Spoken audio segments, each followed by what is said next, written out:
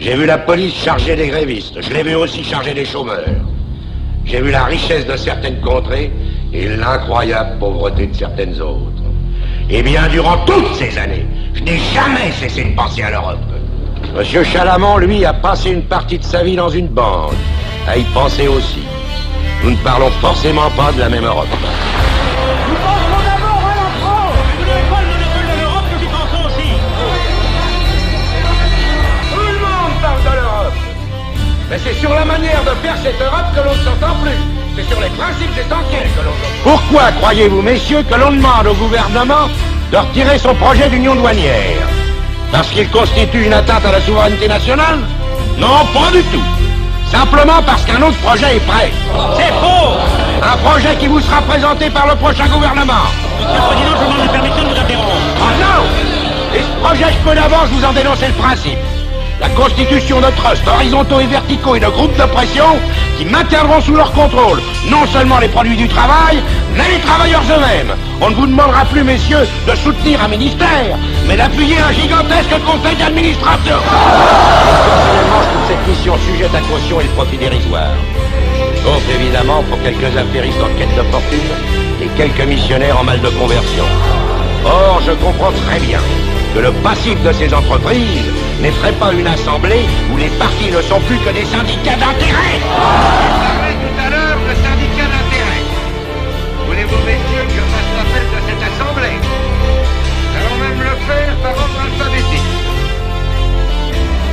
Gaston Ablin, président directeur général de l'Omnium minier du Sénégal, des charbonnages de la Côte d'Ivoire, de la compagnie franco-africaine pour l'électricité et l'industrie. Jean Riant, pour les pouvoirs de la banque Isard Lebret, directeur administrateur des fonderies et forges de Picardie, fondateur de la compagnie d'assurance Liégeoise. Monsieur le Président, je m'appelle Emma Henry. Je préside aucun trust et n'administre aucune société.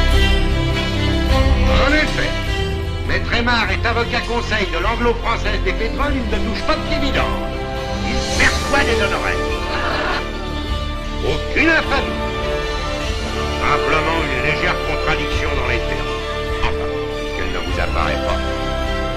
Je suis certain qu'elle n'apparaîtra pas non plus pour des raisons similaires à monsieur Audran de Hauteville, qui défend, avec talent d'ailleurs, la cause du désarmement, et dont la famille fabrique depuis plusieurs générations des armes automatiques de réputation mondiale.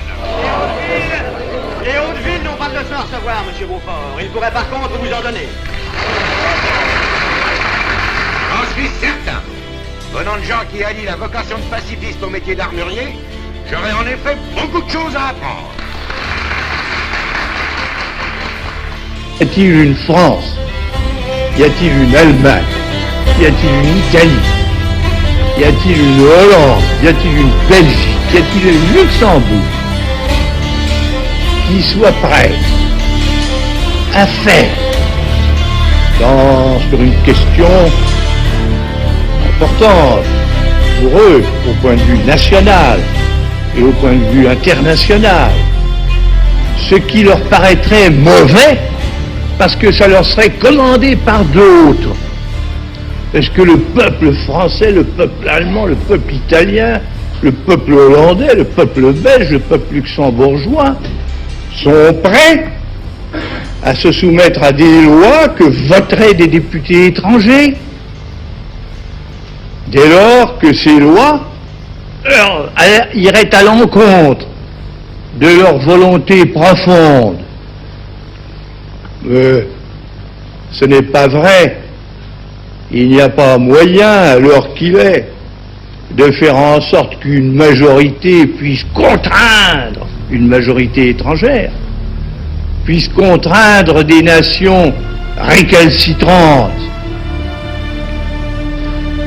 Il est vrai que dans cette Europe intégrée, comme on dit, il n'y aurait peut-être pas de politique du tout.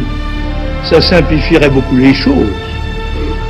Et puis, en effet, dès lors qu'il n'y aurait pas de France, pas d'Europe, qu'il y aurait une politique, il faut qu'on puisse en imposer une à chacun des 6 États.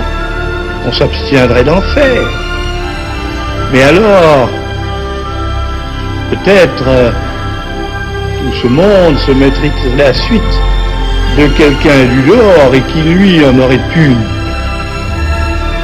Il y aurait peut-être un fédérateur, mais il ne serait pas européen.